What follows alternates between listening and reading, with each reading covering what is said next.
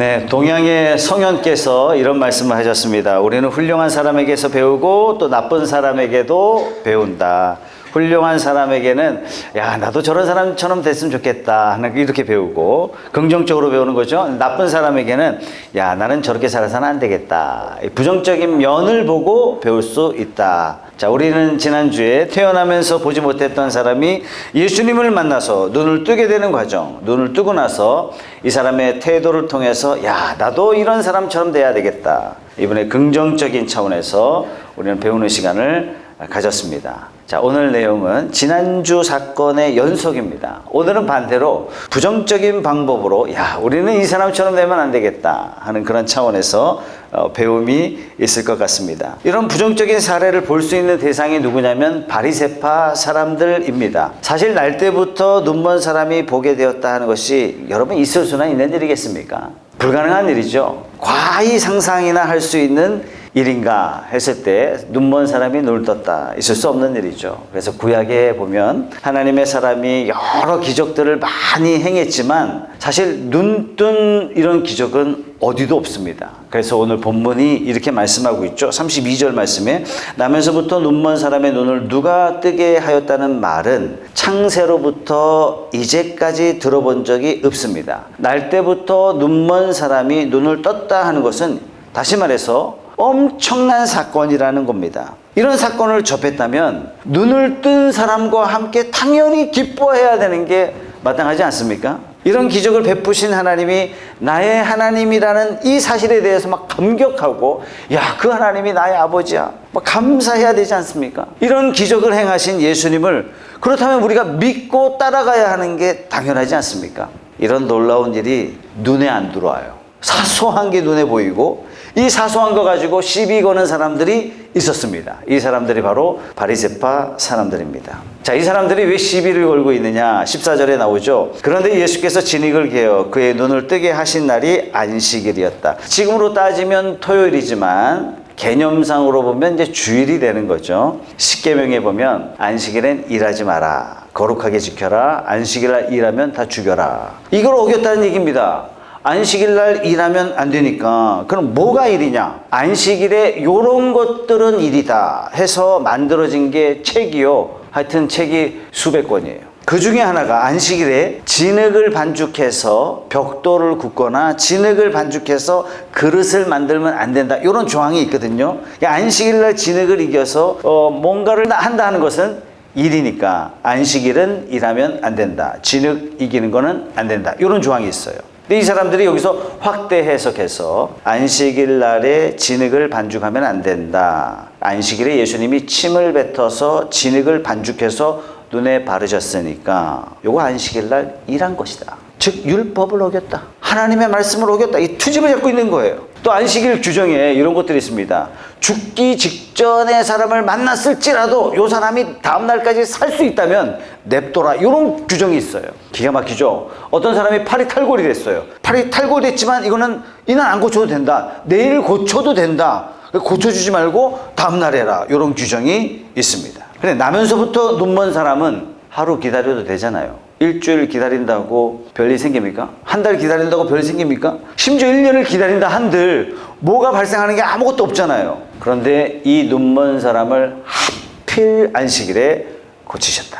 이게 비유에 거슬렸고 이것 때문에 바리새파 사람들이 분노하고 있는 겁니다. 자, 안식일에 바리새파 사람들이 진짜 큰일, 진짜 좋은 일은 보지 못하고 사소한 것 보고 요거 트집 잡고 시비 걸고 넘어지고 있는 거예요. 자, 우리도 신앙생활하는 가운데 교인들하고 관계 가운데서 좋은 일, 큰 일은 보지 못하고 작은 것에 마음이 걸려서 막 시시비비 막 가리려 하고 네가 잘못했니? 너는 이런 거 잘못했니? 이렇게 된다면 내가 지금 바리새인 되고 있지 않나? 이거 조심해야 됩니다.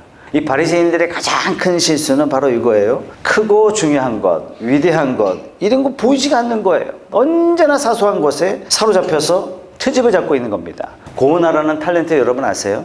야, 이분이 아주 신실한 그리스도인이 되셔서 간증을 많이 하셨어요. 그러면서 많은 간증자들을 데리고 다니면서 전 세계를 돌며 간증 집회를 합니다. 자, 자, 이분과 함께한 전도사님이 계셨는데 이 전도사님이 어린 시절 아주 험악한 생활을 보냈어요. 학생 때 선생님에게 막 성폭행 당하고 결국에는 조직 폭력배 두목의 애인이 돼서 뭐 두려움과 핍박 가운데 살다가 뭐 아이가 생길 때마다 지우고 생기면 지우고 생기면 지우고 이제는 더 이상 아이를 낳지 못하는 그런 상태가 되었어요. 바로 그때 예수님을 믿게 됩니다. 완전히 변화되신 거죠. 이분이 완전히 변화되시니까 자기가 다니는 그 술집, 이 바의 직원들 이 데리고 새벽기도 나가기 시작한 거예요. 따라와 따라와. 그래서 새벽기도 가면서 이 여성들이 술집 여성들이 막 깨지고 변화가 일어나기 막 시작한 거예요. 그러다가 어느 날 이분이 잠을 자고 있는데 꿈에 휠체어에 앉아있는 남자를 하나님이 보여주신 거예요. 꿈에 하나님께서 이 사람하고 결혼해라 이런 환상을 경험합니다. 뭐 세상에 이런 꿈이 다 있나 잊어버리려고 했는데 얼마 지나지 않아서 길을 가는데 하반신 불구가 된 사람을 만났어요. 휠체어에 앉아있는 사람을 딱 만났는데 정말로 꿈에서 봤던 모습 그대로인 거예요. 하반신 붉은데 결혼할 수 없죠. 그래서 거부합니다. 또 거부합니다. 또 보여주셨어요. 또 거부합니다. 결국에는 이 사람하고 결혼해서 결혼 날로부터 시작해서 대소변을 다 받아냅니다. 그리고 이분이 장애인의 깊은 관심을 가지면서 정신지체 아이를 돌봐주는 그런 삶을 사시게 됩니다. 아니 이런 간증을 들으면 진짜 나는 멀어도 한참 멀었다 이런 생각 들지 않습니까? 아니 결혼과 동시에 남편 대소변 받는 게 이게 어떻게 현실로 가능하냐 말이에요. 더더군다나 남편도 부족해서 정신지체 아이들까지 섬긴다고요? 이게 상상이나 할 수 있는 일입니까? 근데 이런 간증을 들었던 어떤 목사님이 이렇게 얘기해요. 아니 거룩한 집회에서 어떻게 술집 이야기를 하고 있고 술집 여자들 이야기하고 있고 아니 거룩한 집회에서 어떻게 애를 지웠다느니 어떻게 이런 말을 할 수 있냐고 어떤 분이 분개하시더라고요. 이 아름다운 간증을 통해서도 비난하고 있고 비판하고 있고 인간적인 분노를 드러내고 있습니다. 여러분 거룩한 것 아름다운 것 뭐 이런 것들은 마음에 들어오지 않고 뭐가 보여요? 사소한 것 자기 기준에 맞지 않다고 여기에 시험에 들고 있다면 내가 지금 바리새인처럼 변화되고 있지 않나 이거 살펴봐야 됩니다. 자 그렇다면 오늘 성전에서 구걸하던 사람이 눈먼 자가 아니라 실상 누가 눈먼 자냐면 바리새인들이 눈먼 사람이에요. 참으로 눈먼 사람이 누구냐? 바리새인이란 얘기예요. 하나님의 행하심을 보지 못하고 메시아로 오신 예수님의 기적을 보지 못하고 안식일에 행하신 일을 통해서 영원한 안식, 저 천국에서는 어떤 일이 벌어져요? 눈먼 자가 없다는 얘기예요. 저 천국에서는 병든 자가 있을 수가 없다는 얘기예요. 내 마음의 모든 질병까지 깨끗하게 변화시켜 주실 하늘의 소망을 영의 눈으로 바라보지 못한다면 이 사람이야말로 눈먼 사람이 아니고 누구겠습니까? 결국 눈먼 바리새인들이 예수님을 십자가에 못 박고 맙니다. 그래서 우리가 신앙생활하면서 작은 것 때문에 막 마음에 상처받고 막 시기가 일어나고 막 질투하고 있고 분노하고 있고 원망하려 하고 막 시시비비 가리려고 한다면 내가 누군가에게 막 상처 주려 한다면 이 사람이 눈먼 사람이에요. 즉시 회개해야 됩니다. 그렇지 않으면 나는 또 이 시대에 예수님을 십자가에 못 박는 그런 사람이 되고 마는 거예요. 그리스도의 몸된 교회를 4분 5열 분탕질하고 공통체를 갈라놓는 사람이 되고 마는 겁니다. 자, 영적으로 눈먼 자는 그리스도가 주인된 가정을 반드시 파괴합니다. 영적으로 눈먼 자는 반드시 그리스도가 머리된 교회를 갈라지게 만듭니다. 누가 그랬어요? 바리새인들이 그랬습니다. 그래서 바리새인들이 눈뜬 사람을 불러서 신문합니다. 그래서 간증합니다. 옛날에는 못 봤는데 이분이 진흙을 반죽해서 발라주고 씻으라 해서 씻었더니 깨끗이 나왔습니다. 그래서 이 사람들끼리 논란이 됐어요. 16절 보세요. 안식일을 지키지 않는 것으로 보아서 그는 하나님에게서 온 사람이 아니요. 지금 창조 이후로 한 번도 경험해 보지 못했던 놀라운 일이 벌어졌어요. 나면서부터 보지 못했던 사람이 눈을 떴어요. 있을 수 없는 일이에요. 객관적으로 봤을 때 이게 놀라운 일이 일어났고 뿐만 아니라 이 일이 언제 일어났어요? 안식일에 일어났어요. 놀라운 일이 안식일에 일어났을 뿐만 아니라 안식일을 범한 사건이 벌어졌습니다. 자, 두 사건 중에 어떤 것이 중요합니까? 자, 바리새인들에게는 날 때부터 눈먼 자가 눈을 떴다. 이건 전혀 안중에도 없어요. 이거 중요하지 않아. 중요한 건 뭐냐? 안식일에 침을 뱉었고 이 침으로 진흙을 이겼다. 반죽했다. 이것만 눈에 들어왔어요. 어떤 것이 중요하고 어떤 것이 큰일이고 어떤 것이 하나님의 행하심인지 왜 하나님의 아들로 이분이 오셨는지 왜 이 예수님이 하필이면 안식일에 이런 놀라운 일을 행하셨는지 이날 행하셨다면 이 사건을 통해서 안식일의 참된 의미가 무엇인지 무엇이라고 우리에게 가르쳐 주시는지 그걸 보지 못했어요. 왜 보지 못했어요? 눈이 멀었으니까. 눈이 멀었으니까. 그런데 바리새인 중에 더러는 좀 괜찮은 사람이 있습니다. 16절 하반절에 보세요. 더러는 죄가 있는 사람이 어떻게 그러한 표징을 행할 수 있겠소? 계명을 어기기는 했지만 지금 이렇게 엄청난 일이 일어났다면 이분이 죄인일 수는 없는 것 같다. 이렇게 말하고 있는 겁니다. 그래도 좀 괜찮게 생각하는 사람이죠. 그죠? 아마도 이분은 뭐가 중요한지, 뭐가 큰일인지 어느 정도 분간했던 사람인 것 같습니다. 자, 우리가 신앙생활 잘 하려면 이거 잘 구분할 줄 알아야 돼요. 작은 것을 문제 삼는 것, 이거 바리새인 되는 첫걸음입니다. 우리가 정말 하나님이 원하시는 성숙한 사람이 되기 위해서는 큰 걸 볼 수 있어야 되고, 큰 일을 보고 작은 것을 넘어갈 수 있는 그런 마음의 자세가 있어야 됩니다. 이럴 때 우리가 믿음이 성장합니다. 자, 교회 안에서 의견 차이 있을 수 있죠. 그죠? 근데 어떻게 결정해요? 하나님의 크신 일을 보고 결정해야 됩니다. 사고방식 차이 날 수 있죠. 이해가 안 가는 부분이 있을 수 있죠. 그러나 우리가 어떻게 합의가 될 수 있어요? 한마음이 될 수 있어요? 영혼 구원하여 제자 삼는 주님이 주신, 우리에게 사명 주신 이 일에 우리가 하나가 충분히 될 수 있다는 얘기입니다. 우리 사랑하는 성도님들, 하나님이 세워주셨고 가정교회라는 큰 틀을 통해서 성도 간의 유대감을 가족으로 변화시키려는 이 하나님의 비전을 우리가 함께 보기 때문에 우리 자잘한 것들은 우리가 넘어갈 수 있는 겁니다. 왜? 영적인 눈이 띄면 이게 넘어갈 수 있어요. 우리가 어떻게 표현하냐면 이 성숙하다 이렇게 표현하는 것입니다. 크고 중요한 일, 하나님이 원하시는 일, 이런 거 분별하셔서 하나님의 일하심을 보고 크고 위대한 일에 쓰임받는 브론스교회, 크고 위대한 일에 쓰임받는 성도님들 다 되시길 주님의 이름으로 소원합니다. 바리새인들은 이게 문제였습니다. 큰 게 보이지 않았어요. 영적인 일이 보이지 않았습니다. 하나님의 일하심이 보이지 않았습니다. 하나님의 아들이 눈에 보이지 않았습니다. 뭐만 보였어요? 자기들이 만든 규칙, 진액을 반죽하지 말아라. 자기들이 만든 안식일의 규정만 보고 메시아를 보고 분개합니다. 그래서 눈뜬 사람을 불러서 다시 신문합니다. 17절 말씀. 그들은 눈 멀었던 사람에게 다시 물었다. 그가 당신의 눈을 뜨게 하였는데 당신은 그를 어떻게 생각하오? 그가 대답하였다. 근데 그지가 어떻게 말하죠? 지금 이 사람이 어떻게 간증합니까? 그분은 예언자입니다.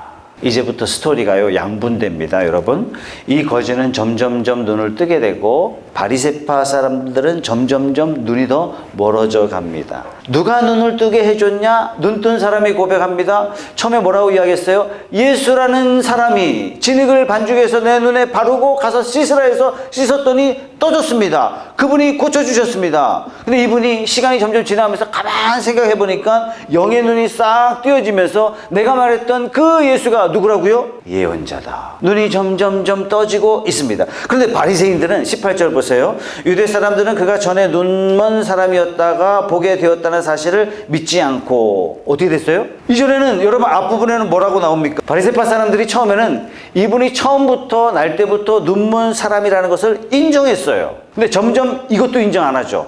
이 사람은 본래 눈먼 사람이 아니었어. 이렇게까지 가는 거예요. 왜요? 점점점 눈이 멀어져 가고 있는 겁니다. 이 사람은 사실 눈뜬 게 아니라 본래 장님이 아니었다. 그래서 바리새인들은 점점 눈이 멀어져 가고 있어요.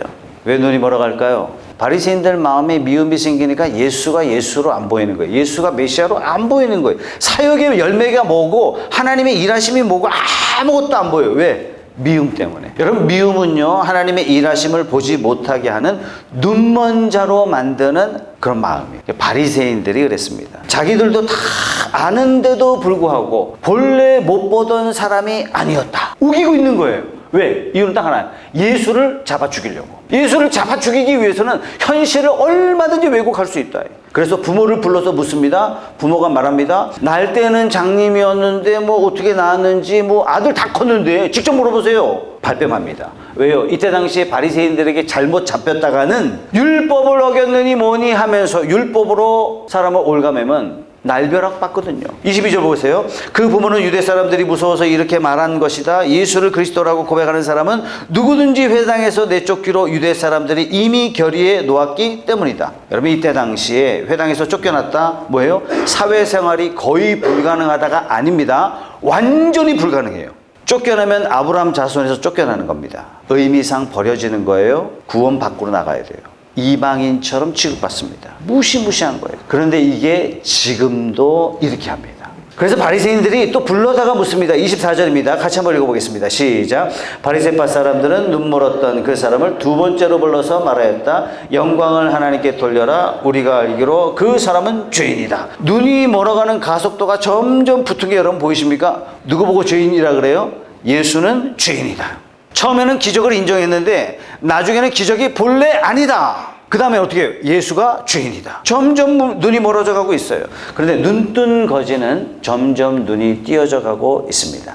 왜 바리새파 사람들이 자기 부모를 또 자기를 불러서 왜 신문하는지 이 눈뜬 장님이요 본질을 알게 됩니다. 여러분, 본질을 알면 담대해집니다. 보이지 않는 마음을 보게 되면요 마음이 담대해져요. 이 사람이 얼마나 담대한지 보세요. 27절 말씀. 그것은 내가 이미 여러분에게 말하였는데 여러분은 고지 듣지 않았습니다. 그러면서 어찌하여 다시 들으려고 합니까? 여러분도 그분의 제자가 되려고 하는 겁니까? 여러분, 이 놀리고 있는 거예요. 부모는 겁이 나서 아들에게 물어봐요 했는데 이 눈뜬 거지는 자신감이 생겼어요. 평생 배우지 못했고 평생 보지 못한 사람이었지만 평생 구걸만 했던 사람이었는데 반면에 바리새인들은 평생 연구하고 평생 공부한 사람인데 이 눈먼 사람이 눈을 뜨니까 실체를 보게 되니까 두려움이 싹 사라진 겁니다. 눈이 띄어지고 실체를 알면 두려움이 사라집니다. 바리새인들이 왜 이러는지 다 보이는 거예요. 궁금해서 물어보는 것이 아니라 답을 찾으려고 묻는 것이 아니라 어떻게 해서든지 예수를 비난할 궁리를 찾고 예수의 책 잡으려고 이 사람들이 이렇게 질문하는구나. 그래서 슬슬 놀립니다. 드디어 바리새인들이 평정심을 잃습니다. 28절입니다. 그러자 그들은 그에게 욕설을 퍼붓고 말하였다. 너는 그 사람의 제자이지만 우리는 모세의 제자이다. 욕도 하고 편가르기도 하고. 29절. 우리는 하나님께서 모세에게 말씀하셨다는 것을 알고 있다. 그러나 그 사람은 어디에서 왔는지 우리는 알지 못한다. 우리는 누구다? 우리는 적통이고 저거는 근본 없는 것들이다. 이렇게 떠들고 있는 거예요. 우리가 만든 안식일 규정을 어기고 어디 감히 우리를 무시해 뭐 이렇게 대들고 있는 거예요. 자, 30절 말씀 같이 한번 읽어보겠습니다. 시작.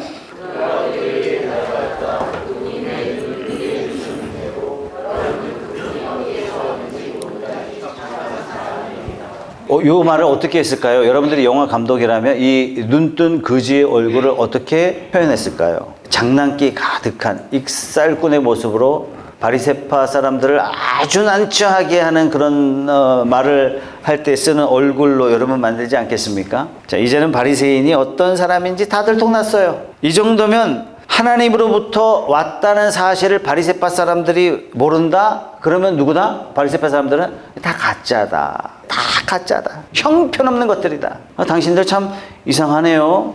맨 마지막에 그렇게 얘기하는 거예요. 참 이상한 일입니다. 당신들쯤 되면은 이분이 메시아라는 걸 척 보고 알아야 되는데 참 이상한 일입니다. 자, 31절 말씀입니다. 하나님께서는 죄인들의 말은 듣지 않으시지만 하나님을 공경하고 그의 뜻을 행하는 사람의 말은 들어주시는 줄을 우리는 압니다. 33절. 그가 하나님께로부터 오신 분이 아니라면 아무 일도 하지 못하셨을 것입니다.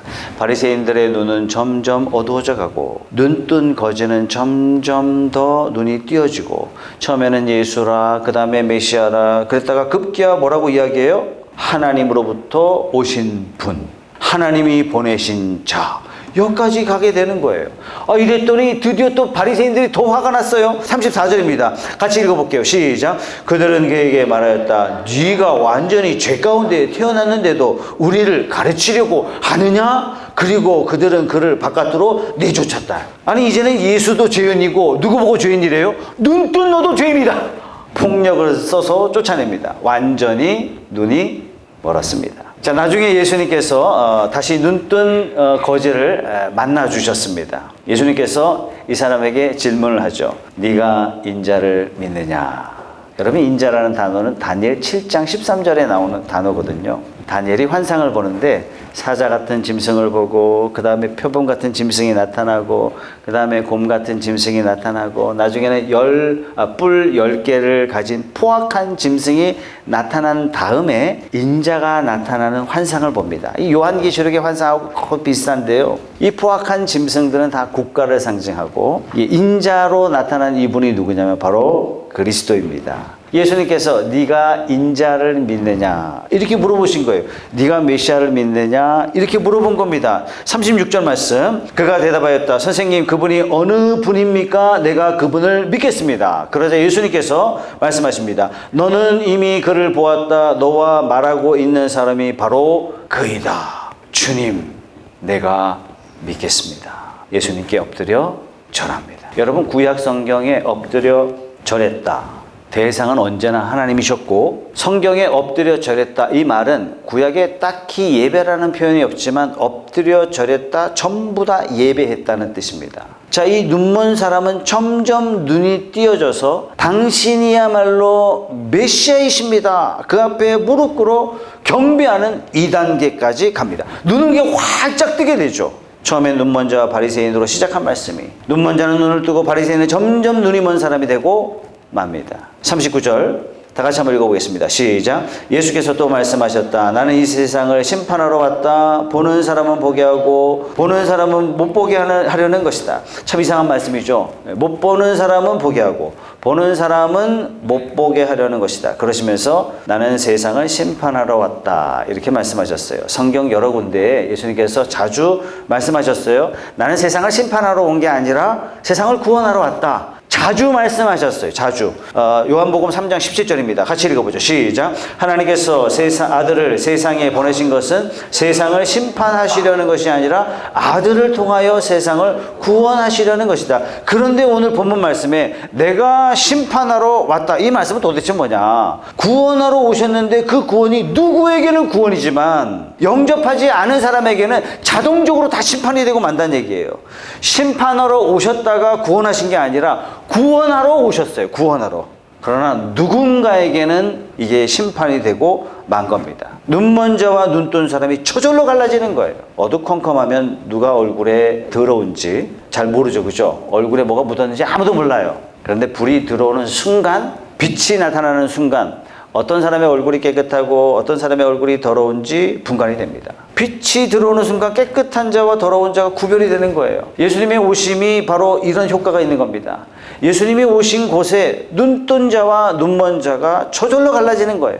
예수님이 오시는 그 순간 그 자리에 의인과 악인이 저절로 갈라지는 거예요. 그래서 결과적으로 구원하러 오심과 동시에 심판을 선언하러 오신 것입니다. 예수님이 오신 곳에는 눈뜬 사람, 보지 못하는 사람이 한순간에 구별될 뿐만 아니라 보지 못하는 사람은 보게 되고 보는 사람은 보지 못하게 된다. 예수님 만나고 나서는 중립이 없어요. 중간지대가 없습니다. 점점점 더 보게 되든지 아니면 점점점 더 눈이 어두워지든지 둘 중에 하나예요. 믿음이 점점점 더 자라가든지 믿음이 점점점 더 사라지든지 둘 중에 하나예요. 점점점 더 정직한 사람이 되든지 점점점 더 악한 사람이 되든지 둘 중에 하나입니다. 예수님 만나면요, 양극단으로 치닫게 되어 있어요. 예수님께서 하나님 나라 말씀하실 때 이렇게 말씀하셨거든요. 마태복음 13장 12절 말씀에 가진 사람은 더 받아서 차고 남을 것이며 가지지 못한 사람은 가진 것마저 빼앗길 것이다. 이것이 바로 양극단으로 치닫게 된다 하는 그런 말씀이죠. 예수님 만나면 중립이 없어요. 여러분 중에 나는 믿음이 제자리인 것 같다, 천만에요. 제자리 없습니다. 여러분 믿음이 성장하든지 퇴보하든지 둘 중에 하나입니다. 제자리라고 생각하시는 분은 이렇게 생각하세요. 명백한 퇴보하고 있다. 명백하게 내가 퇴보하고 있다. 예수님이 오시는 순간, 복음이 선포되는 순간 누구는 구원받고 누구는 심판받습니다. 누구는 점점점 더 보게 되고 누구는 점점 더 보지 못하는 일이 벌어지게 됩니다. 복음이 들어가면 교회가 점점 더 주님을 사랑하게 돼요. 복음이 들어가면 점점 더 주님과 멀어지는 그런 효과가 있어요. 복음이 들어가면 점점 선한 사람으로 변화되고 복음이 들어가면 반대로 점점 더 악한 사람으로 변화되어 가고 있습니다. 예수님이 이러고 싶어서 그런 게 아니라 복음을 만나면 중립이 존재할 수 없기 때문에 자라든지 줄어들든지 둘 중에 하나가 되는 겁니다. 자, 결국 바리새인들은 눈이 아주 멀어버렸어요. 참 불행하죠.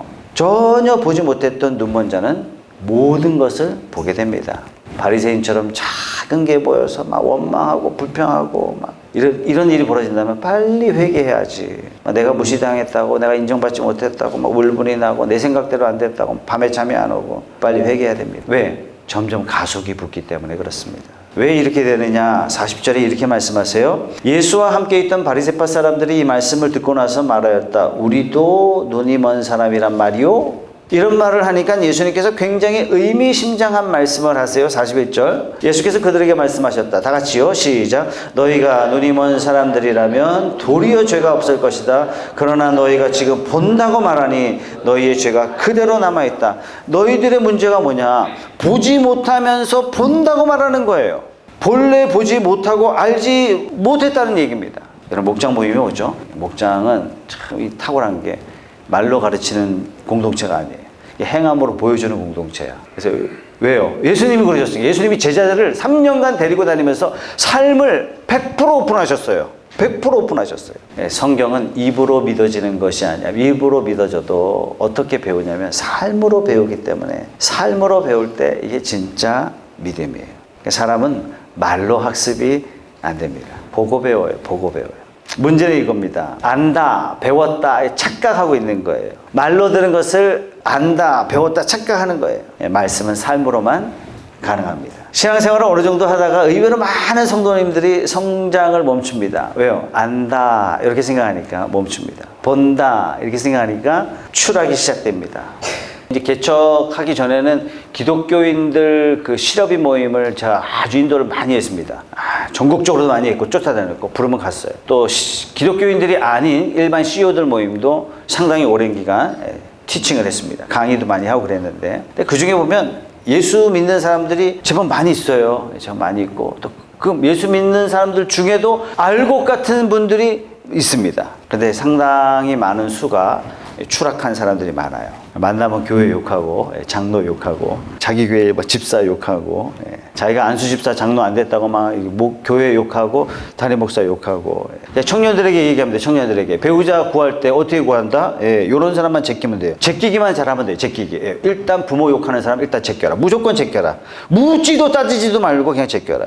왜 욕하고 저주합니까? 내가 안다라고 생각하기 때문에 그렇습니다. 자, 이런 분들에게 안다라고 생각하는 분들에게 성경 공부합시다. 그럼 들은 척도 안 합니다. 왜? 안다 생각하니까 난 본 걸 볼 거 다 봤다 이렇게 생각하니까 그때부터 작은 사소한 것들이 눈에 들어오고 왜? 안다 생각하니까 투집을 잡기 시작하는 겁니다. 판단하고 평가하고 비난하고 결국 두 눈이 점점 멀어져 갑니다. 바리새인처럼 걷잡을 수 없이 결국은 메시아를 자기 손으로 십자가에 못 박고 많은 것입니다. 자, 그럼 이런 데서 어떻게 우리가 벗어나느냐? 41절 초반에 이런 말씀을 하셨어요. 너희가 눈이 먼 사람들이라면 도리어 죄가 없을 것이다. 내가 눈이 멀었다는 것을 아는 사람은 죄가 없다는 얘기예요. 내가 눈이 멀었다, 내가 모른다, 내가 본 게 없다. 이 고백하면 눈먼 자의 눈을 뜨게 해주신 것처럼 고백하면 회개하면 씻어주시고 보게 해주시고 알게 해주신다는 얘기예요. 요한일서 1장 8절 말씀 다 같이 한번 읽어보겠습니다. 시작. 우리가 죄가 없다고 말하면 우리는 자기를 속이는 것이요 진리가 우리 속에 없는 것입니다.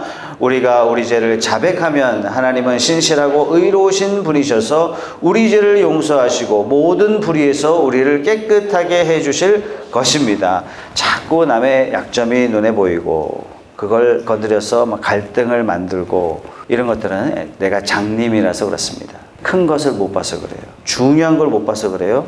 나는 장님입니다. 내가 하나님 앞에 고백하면 하나님께서 어떻게 하신다고요? 죄 없다. 죄 없다. 요게 시작입니다. 자, 어떻게 우리가 믿음이 올라가느냐?